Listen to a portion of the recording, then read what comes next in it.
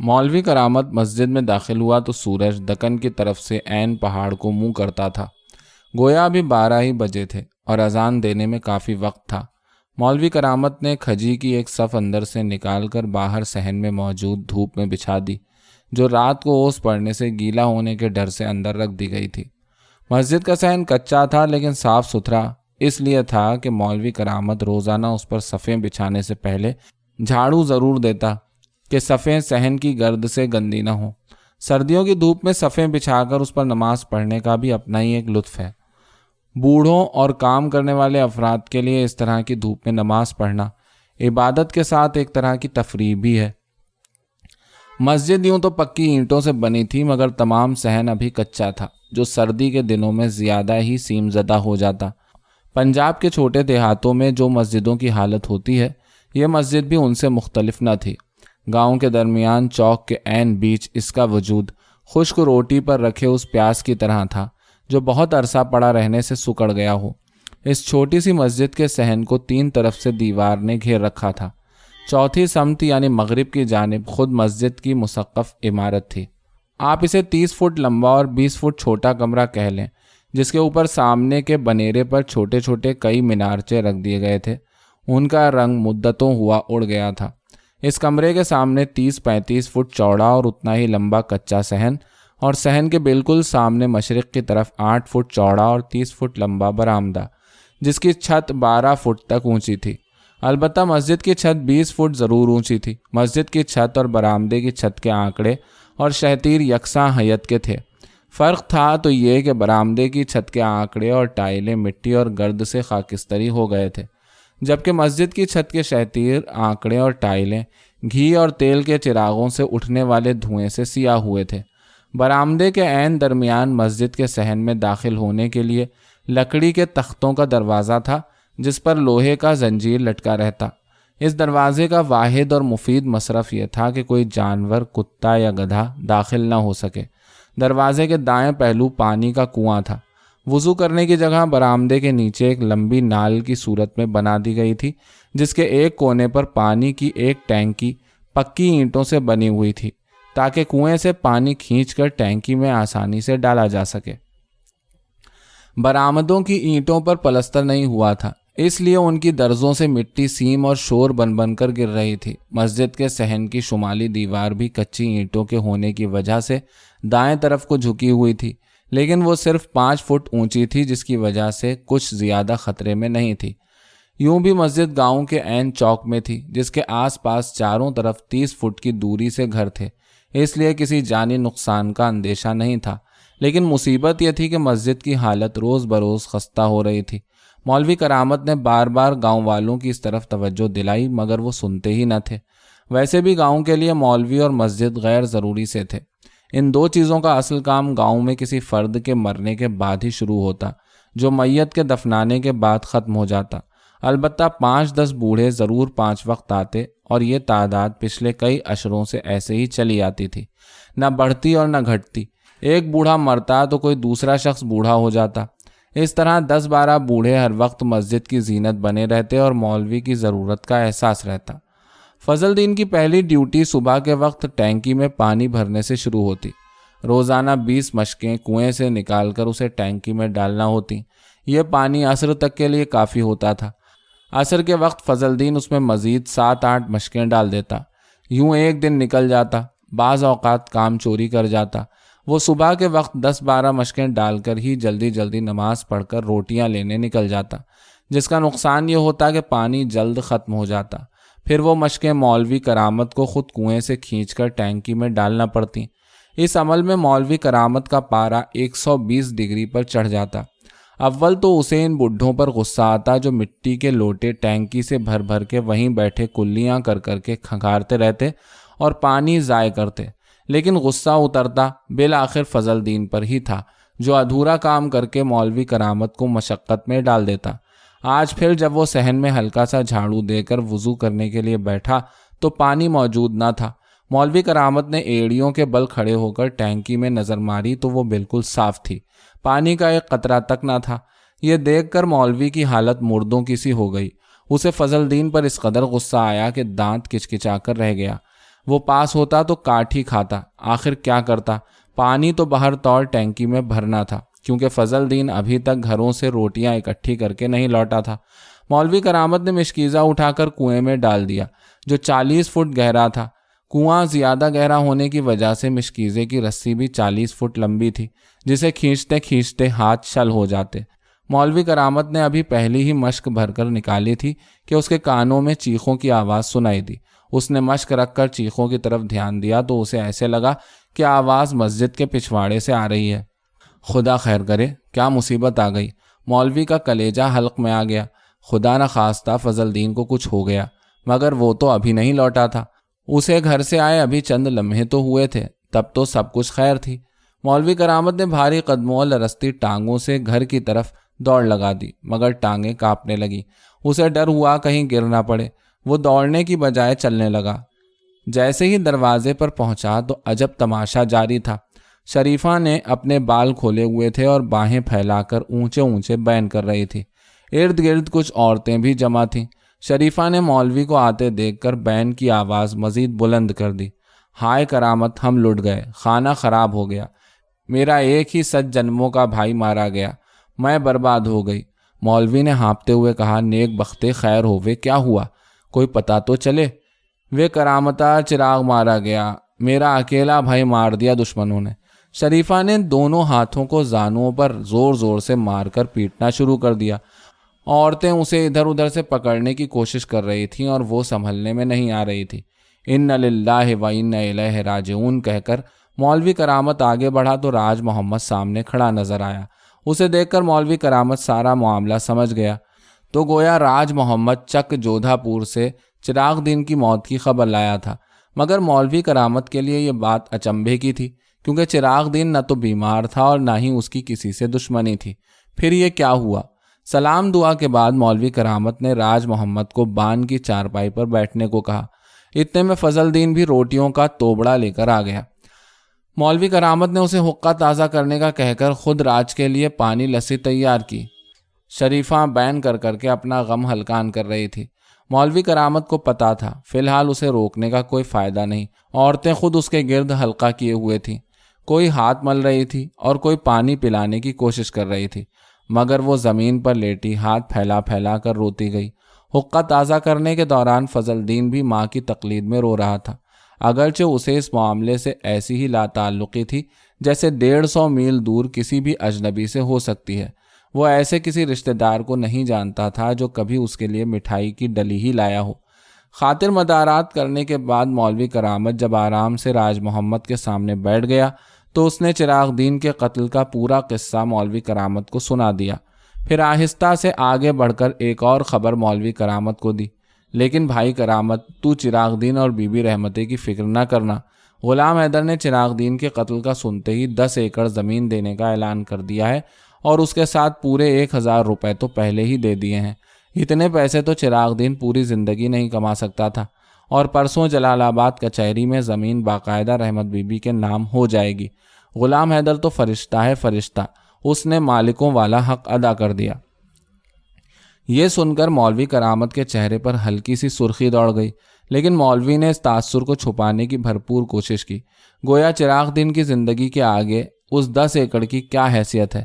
پھر حیرانی سے پوچھا، بھائی راج، مجھے ایک بات کی سمجھ نہیں آئی کہ تم شیر حیدر کے بجائے غلام حیدر کا ذکر بار بار کر رہے ہو۔ خدا نہ خواستہ شیر حیدر کا کیا ہوا؟ راج محمد نے کہا، مولوی جی، تو کیا تمہیں شیر حیدر کے مرنے کی خبر بھی نہیں ملی؟ بھائی کرامت، اسی کے سوئم والی رات تو چراغ دین کا قتل ہوا ہے۔ مولوی کرامت نے ماتھے پر ہاتھ رکھتے ہوئے دوبارہ ان للہ و انا الیہ راجعون پڑھی، پھر پورے حالات پر راج محمد سے گفتگو کرنے لگا۔ جب آدھ گھنٹے کی گفتگو کے بعد ہر چیز مولوی کرامت پر کھل گئی تو اس نے ایک ٹھنڈی آہ کھینچی، پھر چراغ کے حوالے سے بات دوبارہ چھیڑ دی۔ بھائی راج محمد، مجھے تو ایک ہی فکر اب کھا رہی ہے کہ رحمتیں اور اس کی بیٹی تاجہ کا کیا بنے گا؟ بیچاری یتیم بیٹی کو کیسے پالے گی؟ ادھر میں جلال آباد سے 150 میل دور قصور میں بیٹھا ان کی دیکھ بھال کیسے کروں گا؟ بچی نادان ہے اور یہ مسجد کا کام میرے بغیر چل نہیں سکتا۔ ادھر مولوی کرامت یہ باتیں کر رہا تھا، ادھر شریفہ رو رو کے تھک چکی تھی، اب اس کی آواز بھی حلق سے بمشکل نکل رہی تھی۔ دیکھ بھائی کرامت، فی الحال تو جا کر چراغ دین کے 7ویں کا بندوبست تجھے کرنا ہے، تیرے سوا اب اس کا وہاں رشتہ دار کوئی اور تو ہے نہیں۔ ابھی سے چلنے کی تیاری کر، شام 6 بجے قصور سے ریل پکڑنی ہے۔ قل کا ختم تو آج ہو گیا ہوگا، 3 دن بعد ساتہ ہے، اس کے بعد دوسرا بندوبست دیکھ لینا، جو مناسب ہو وہی کرنا۔ مولوی کرامت تعصب سے بولا، لیکن بھائی راج، مجھے تو دکھ ہے کہ شریفہ بھاگاں والی اپنے بھائی کا منہ بھی نہ دیکھ سکی، یہ تو بیچاری مر جائے گی۔ مولوی صاحب، آپ تو جانتے ہیں کہ اللہ کے کاموں میں کون دخل دے سکتا ہے۔ پہلے دن تو کسی کو ہوش ہی نہ رہا، ادھر غلام حیدر کی پگ بندی کی رسم تھی، ہر کوئی وہاں مگن تھا، میں بھی وہیں چلا گیا تھا۔ صبح سورج چڑھا تو اس واقعے کا پتہ چلا، لیکن رسم کو ادھورا چھوڑ کر آنا اچھا نہ لگا۔ جیسے ہی رسم ختم ہوئی میں سیدھا یہاں دوڑا آیا، مگر ریل نکل چکی تھی۔ دوسری گاڑی رات کے 2 بجے جلال آباد سے چلی اور صبح 8 بجے قصور پہنچی، وہاں 1 گھنٹہ رکی رہی، پھر کہیں خدا خدا کر کے 11 بجے اڈا جبو میل آیا۔ میں اترتے ہی بھاگ کھڑا ہوا اور 1.5 گھنٹے میں یہاں آن پہنچا۔ اب دیکھیے کیا ہوتا ہے۔ مجھے یقین ہے غلام حیدر چراغ دین کا بدلہ لیے بغیر نہیں ٹلے گا، اس کے تیور تو ایسے ہی لگتے تھے۔ خیر یہ سب باتیں تو ہوتی رہیں گی، تو چلنے کی تیاری کر۔ مولوی کرامت نے فضل الدین کو آواز دی، جو اپنی والدہ کو اتنی شدت سے روتے ہوئے دیکھ کر سہما کھڑا تھا۔ بیٹے ذرا بھاگ کر چودھری حکمداد کے پاس جا اور اسے کہنا کہ آج 2 گھنٹے کے لیے بیل گاڑی چاہیے۔ جیسے فضل الدین پاس آیا، مولوی کرامت نے اسے ہدایت کی اور ہمیں ریلوے اسٹیشن تک چھوڑا، پھر شریفہ کو پکار کر بولا، اب صبر کر، بس اللہ کے کام ہیں جن پر نہ تیرا بس چلے گا نہ میرا، خدا اسے شہیدوں کی صف میں لائے گا، چراغ دین ہماری بخشش کا وسیلہ بھی بنے گا۔ شام 6 بجے کی گاڑی سے فیروز پور نکلنا ہے، اس لیے کپڑا لتا اٹھا لے، فضل دین ہمیں اسٹیشن پر چھوڑ آئے گا۔ تو کیا فضل دین نہیں جائے گا ساتھ؟ شریفہ نے مردنی سی آواز میں احتجاج کرنے کی کوشش کی، اسے اپنے مامے کے ختم میں شریک نہیں ہونے دے گا؟ اوف، بھاگ بھریے سمجھا کر۔ مولوی کرامت نے آہستہ سے شریفہ کو کندھے سے سہارا دیتے ہوئے کہا، فضل دین بھی اگر ساتھ چلا جائے گا تو یہ بھرا پورا گھر کس کے سپرد کروں؟ پھر گدھی اور یہ بکریاں یہیں بندھی بندھی بھوکی مر جائیں گی، ہمیں کچھ دن لگ جانے ہیں، اتنے دنوں تک کون ہمارے سارے بکھیڑے کو سنبھالے گا؟ فضل دین کو یہیں رہنے دیتے ہیں، مسجد کی صفائی اور اذان کون دے گا؟ اتنا کہہ کر مولوی کرامت نے حقے کے 2-3 کش لیے، پھر اس کی نئے راج محمد کے سامنے کر دی۔ مولوی کرامت کو پتا تھا کم از کم وہ 6-7 دن تک واپس نہیں آ سکتا، اس عرصے میں تہرے نقصان ایک دم برداشت نہیں کر سکتا تھا۔ جودھا پور آنے جانے کا خرچہ، اس کے علاوہ 7ویں کے ختم میں رحمت بی بی اور اس کی بیٹی کو بھی 5-10 دینا پڑتے، کم از کم 50 کا نسخہ اس کے پیٹے پڑ چکا تھا، اور اگر وہ فضل دین کو بھی ساتھ لے جائے تو اور تو سب گزارا ہو سکتا تھا، لیکن روٹیاں نہ ملنے کا نقصان ایک اضافی تھا، جس سے بچنے کے لیے فضل دین کا یہاں رکنا ضروری تھا۔ اس پوری سوچ کے دوران مولوی کرامت رات سے باتیں بھی کرتا گیا اور سر پر پگڑی سے لے کر جوتے پہننے کا کام بھی نمٹاتا گیا۔ لٹھے کی چادر جسے ٹین کے صندوق میں پچھلے کئی مہینے سے دھو کر رکھا ہوا تھا، وہ بھی شریفہ نے اسے وہیں بیٹھے لا کر تھما دی، اور کرامت نے وہیں کھڑے ہو کر کمر کے گرد لپیٹ کر نیچے سے پہلی دھوتی کھینچ لی، پھر جانگیے کے اوپر لٹھے کا سفید کرتا بھی پہن لیا۔ مولوی کرامت نے چند لمحوں میں کھڑے کھڑے یہ سارا کام مکمل کر لیا۔ اس عرصے میں راج محمد حقہ پیتا رہا۔ شریفہ کبھی جانے کی تیاری میں ادھر ادھر تیزی سے چلتی اور کبھی چلنے کے ساتھ زور زور سے رونا شروع کر دیتی، جس کی مولوی کرامت کو بہت کوفت ہونے لگی، مگر وہ جانتا تھا کہ اب یہ سلسلہ کئی دن تک جاری رہے گا، اس لیے اسے بہرحال برداشت کرنا تھا۔ اسی اثنا میں عورتوں کے علاوہ گاؤں کے مرد بھی آنا شروع ہو گئے۔ گاؤں میں پردے کا کوئی رواج نہیں تھا، اس لیے مولوی کا گھر بھی گاؤں والوں کی طرح ہر لحاظ سے کھلا تھا، نہ کسی کو تانک جھانک کی عادت تھی اور نہ ہی اس طرح کا ابھی خیال پیدا ہوا تھا۔ جو جب جی چاہتا ہر گھر میں اپنے ہی گھر کی طرح داخل ہو سکتا تھا۔ ہر کوئی دوسرے کی ماں بہن کو اپنی ماں بہن سمجھنے کے سوا اس وقت دوسرا تصور بھی نہیں لاتا تھا۔ تھوڑی ہی دیر میں 10-12 مرد بھی پرسے داری کو جمع ہو گئے، جنہیں فی الحال مولوی کرامت جلدی سے فارغ کر کے چلنے کی فکر میں تھا۔ نور تیلی کو مولوی کرامت نے ہدایت کر دی، جو اس کا شاگرد بھی تھا، کہ جب تک وہ واپس نہیں آ جاتے رات اس کے گھر فضل دین کے پاس رہ لیا کرے۔ اتنے عرصے میں فضل دین بیل گاڑی لے کر آ گیا۔ मौलवी के पास अपनी गधी भी थी जो फालतू रोटियां खा खा कर बहुत मोटी ताज़ी और तेज़ तर्रार हो चुकी थी। मौलवी करामत उसी पर रोटियां लाद कर शहर ले जाया करता और वापसी में उसी गधी पर सवार होकर गांव आ जाता, इसलिए उसका स्टेशन तक पहुंचने में थकावट को दखल नहीं था। वैसे भी हर हफ्ते 1-2 मन रोटियां कसूर ले जाने में गधी की काफ़ी मशक हो जाती थी, लेकिन आज बंदे ज़्यादा थे, गधी काम नहीं दे सकती थी। यही वजह थी जो मौलवी को बैलगाड़ी का एहसान लेना पड़ा। शरीफा ने फजलदीन को ज़रूरी हिदायत देकर और घर की सफाई सुथराई का समझाकर हर काम अजबर करा दिया और कहा कि वो शाम से पहले हर हालत में घर आ जाया करे। असर के वक्त मौलवी करामत, शरीफा और राज मोहम्मद बैलगाड़ी पर बैठ चुके तो फजलदीन ने बैलों को हशकारा देकर पहला डंडा रसीद कर दिया। बैलगाड़ी गर्द भरी कच्ची सड़क पर दौड़ पड़ी। नूरा तेली भी पास ही बैठा फजलदीन को बैलगाड़ी चलाने के मुताल्लिक हिदायत देने लगा। स्टेशन 15 किलोमीटर दूर था। मौलवी करामत ने फजलदीन को हिदायत कर दी कि वो बैलों को दौड़ाए चला जाए, कहीं गाड़ी ना छूट जाए। गर्द से मौलवी करामत और शरीफा के कपड़े मटियाले हुए जाते थे, लेकिन अब उसको किसकी परवाह थी। रात का घंटा बजने में अभी कुछ वक्त था, लेकिन धुंध ने अंधेरा बढ़ा दिया था, जिसकी वजह से तारीकी के अंदर हैबत का तासुर बढ़ गया। सौदा सिंह की हवेली में 10-15 सरदारों की महफिल जम चुकी थी। देसी शराब के मटके और तांबे के भारी गिलास जिन पर कलई पुरानी हो चली थी, चारपाइयों के साथ पड़े लकड़ी के तख्तों पर सजा दिए गए। सोडा बाकायदा फिरोजपुर से मंगवाया गया था।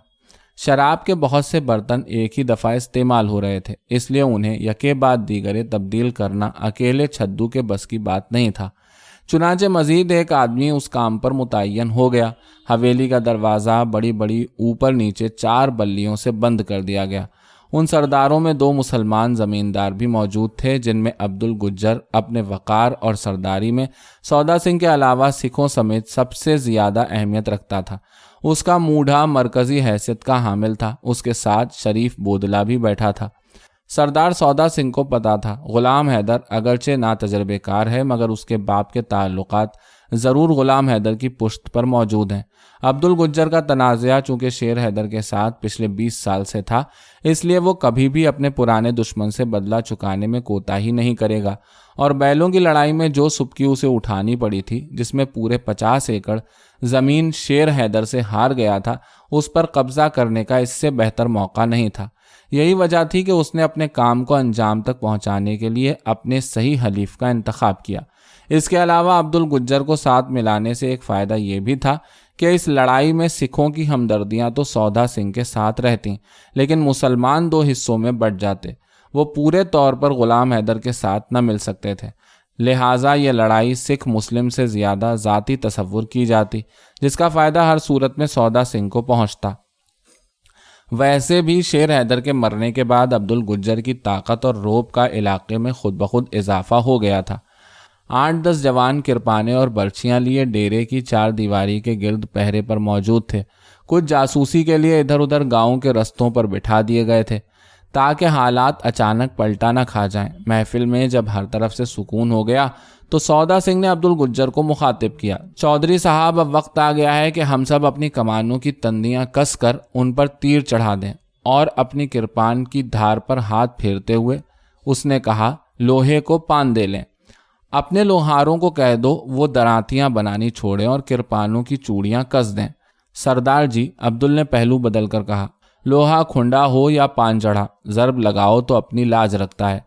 वैसे मैंने लोहारों को कह दिया है कि देगी लोहे को सान पर रख दें। तेरे कहने से पहले ही छवियों की धारों पर पान चढ़ गई है। मेरा 100 बंदा बर्छियों की बोली बोलता है सौदा सिंह। डर तो बस सरकार का मारता है, कुत्ता भी मार दो तो कचहरी की सीढ़ियां कदमों से लग जाती हैं। डरता हूँ वार ओछा न पड़ जाए और मैं मुकदमेबाजी में न फंस जाऊं। सौदा सिंह आगे झुककर बोला, चौधरी साहब समझाकर, सीधा हमला नुकसान देगा। मेरी तरफ देख, मैंने ग़ुलाम हैदर की सारी मूंगी उजाड़ दी और एक नौकर भी मार दिया। अब कुत्ते की तरह जख्म पर दुम मारता फिरता है। देखना थोड़े दिनों में कीड़े पड़ जाएंगे, फिर इस काबिल भी नहीं रहेगा। ज़्यादा से ज़्यादा 302 का केस होगा, जिसमें मेरी ज़मानत पहली पेशी पर लाजमी है, क्योंकि न सबूत न गवाह। सीधी लड़ाई अंग्रेज़ी दौर में सरासर नुकसान है। वाहे गुरु दी सौ, ग़ुलाम हैदर चौतरफा नहीं लड़ सकता, बस एक तरफ होकर वक्खी में वार करो। شریف بودلا جو ابھی تک خاموش بیٹھا صرف حقہ پیے جا رہا تھا بولا، سودا سنگھ بات سیدھی کر، بجھارتوں کا وقت نہیں۔ شریف بودلے کے اس سوال پر سودا سنگھ کی بجائے دھیر سنگھ بولا، چودھری جی، سردار سودا سنگھ کے کہنے کا مطلب ہے غلام حیدر سے سیدھا پھڈا لینے کی بجائے اس کی رعایا کے مال پر ہاتھ صاف کرو، سٹ پہ سٹ مارتے جاؤ۔ اس کی رعایا کو جتنا زیادہ نقصان دو گے غلام حیدر کے اوسان اتنے ہی بے وسے ہوں گے، آخر بوندلا جائے گا۔ رعایا کے پاس تو مقدمے بازی کے لیے پیسہ ہوتا نہیں، وہ غلام حیدر سے ہی جا کر فریادیں کریں گے۔ اب آپ ہی بتاؤ بیچارہ کہاں تک ان کے مقدمے بھگتے گا، آخر تھک کر لاہور بھاگ جائے گا۔ رہا رفیق پاؤلی تو وہ بیچارہ پاؤلی کا پاؤلی، منشی کی کیا حیثیت ہوتی ہے؟ چودھری صاحب، اس کارا دھاری میں غلام حیدر کی رعایا اس سے بددل ہو جائے گی، آخر بیچارے لاوارث آپ کی جھولی میں آ گریں گے۔ بس رعایا آپ سے مل گئی تو آرام سے زمینوں پر بغیر رجسٹری کے قبضہ ہو جائے گا، پھر زمین تو ہوگی غلام حیدر کی، اور اس میں واہی بیجی کریں گے آپ اور ہم۔ آئی بات سمجھ میں چودھری صاحب؟ عبد الگجر نے سوچتے ہوئے ہنکارا بھرا۔ عبدل کو جال کی طرف آتے دیکھ کر سودا سنگھ نے دھیر سنگھ کی بات مزید آگے بڑھائی اور بولا، تمہارے گاؤں کے نزدیک شاہپور جو غلام حیدر کا گاؤں ہے، وہاں بندے بھیج کر رات کو ساری بھینسیں گھیر لاؤ اور ہدایت کر دو کہ اس کام میں ہو سکے تو ایک آدھ بندہ بھی پھڑکا دیں۔ جب چاروں طرف سے یلغار ہوگی تو غلام حیدر کس کا مقابلہ کرے گا؟ ساری برادری اس کی پاک پتن بیٹھی ہے، وہ تو فیروز پور اور جلال آباد آ کر ہم سے مقابلہ کرنے سے رہی۔ ٹھیک ہے۔ عبد الگجر اور شریف بودلے نے یہ سن کر مونچھوں پر ہاتھ پھیرا۔ عبدل دل میں سوچنے لگا کہ آج کسی سکھ نے بھی کوئی کام کی بات کی ہے، ورنہ تو ہر وقت دماغ کے 12 ہی بجے ہوتے ہیں۔ انہیں متاثر ہوتا دیکھ کر سودا سنگھ نے گرم لوہے پر ایک اور ضرب لگائی۔ چودھری عبدل، سوچنے کا وقت نہیں، پربھو کا نام لے کر آج ہی کام شروع کر دو۔ میں اپنے بھی کچھ بندے بھیج دوں گا، اگر تمہیں اکیلے میں کچھ شبہ ہے کہ کام ادھورا نہ رہ جائے تو میں متھا سنگھ اور رنگا کو بھی حملے کی رات تیری پارٹی میں بھیج دوں گا۔ میں تو متروں کا متر ہوں عبدل بیبا۔ ٹھیک ہے سودا سنگھ۔ عبد الگجر سودا سنگھ کی اس آخری امداد سے متفق ہوتے ہوئے بولا، میں سارا منصوبہ کر کے تمہیں اپنی دلیل بتا دوں گا، 50 ایکڑ تو اب میں لے کے رہوں گا۔ القصہ رات پچھلے پہر تک اس مسئلے پر بحث اور گفتگو رہی، جس میں بہت سے پہلوؤں پر غور کیا گیا اور ہر معاملے کو بڑی سنجیدگی سے دیکھ کر ایک طے شدہ پروگرام مرتب کیا جس کے تحت ہر حالت میں عمل درآمد کرنا تھا۔ عبد الگجر اور شریف بودلے نے رات وہیں سودا سنگھ کے ڈیرے پر بسر کی، اپنی اپنی پگڑیاں بدلیں، قرآن اور گرنتھ پر قسمیں کھائیں، جس کے تحت ایک دوسرے کی مدد کے وعدے کیے، اور بالآخر سب لوگ اطمینان سے سو گئے، جبکہ باقی لوگ جن کے گھر وہیں تھے وہ اپنے گھروں کو چلے گئے۔ دوسرے دن صبح مرغ کی اذان کے ساتھ ہی عبد الگجر اور شریف بودلا جاگ اٹھے۔ سودا سنگھ جو غالباً باقی رات بھی نہیں سویا تھا بلکہ گرو جی کی جے میں پوجا پاٹ کو بیٹھا رہا، ان کے جاگتے ہی آ گیا۔ کچھ دیر ادھر ادھر کی باتیں کرتے رہے، اتنے میں نور دین ماچھی ناشتے کا ٹوکرا سر پہ رکھ کے آ گیا۔ سردار جی نے خاص اہتمام ناشتے کا کیا تھا، جس کا سارا انتظام نور دین ماچھی کے گھر میں کیا گیا۔